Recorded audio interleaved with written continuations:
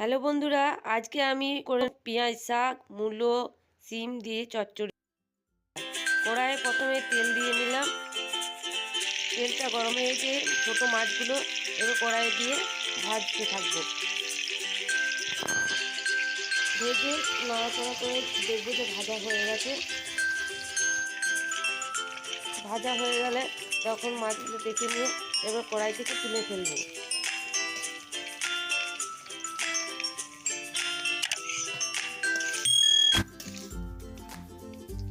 ওই তেলে কেটে রাখা সবজিগুলো দিয়ে দিলাম।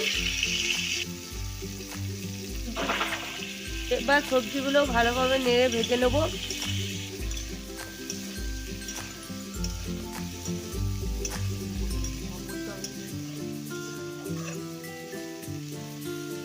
এবার সবজিগুলো ভাজা হয়ে গেছে, এর মধ্যে আদা রসুন বাটা দিয়ে দিলাম। এবার হলুদ দিয়ে দিচ্ছি, লঙ্কার গুঁড়ো আর দিয়ে নিলাম স্বাদ মতো নুন।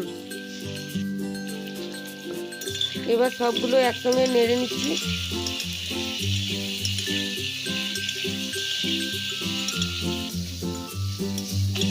ভালো ভাজা হয়ে গেলে এবার পেঁয়াজ শাকগুলো দিয়ে নেব। পেঁয়াজ শাকগুলো দিয়ে এবার ভালোভাবে নেড়ে নেব।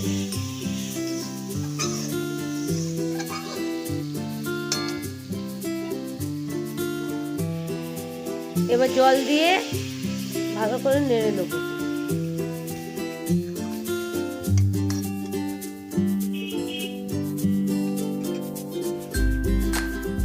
সেদ্ধ হওয়ার জন্য এবার চাপা দিয়ে দিলাম।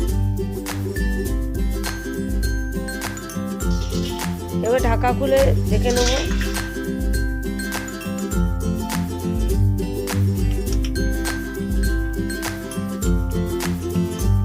এবার ভেজে রাখা মাছগুলো এর মধ্যে দিয়ে দিলাম। মিশিয়ে নিয়ে এবার ঢাকা দিয়ে দেব।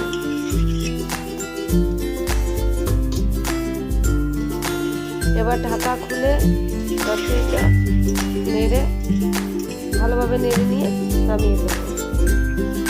এবার আমাদের চচ্চড়ি তৈরি হয়ে গেছে।